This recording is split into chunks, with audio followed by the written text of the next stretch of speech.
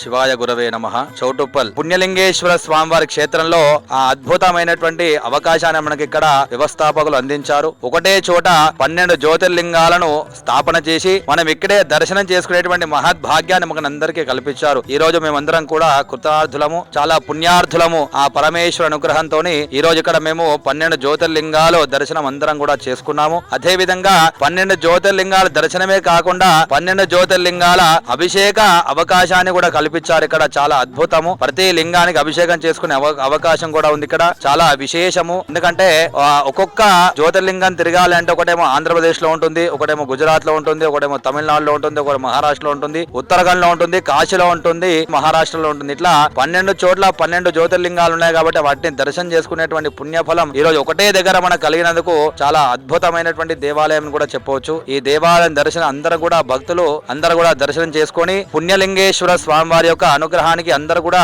పాత్రులయ్యి ఈ క్షేత్రాన్ని ఇంకా ఆధ్యాత్మికంగా అద్భుతంగా తీర్చిదిద్దాలని ఈ సందర్భంగా కోరుకుంటున్నాం. జ్యోతిర్లింగ భగవానికి జై, పుణ్యలింగేశ్వర భగవానికి జై.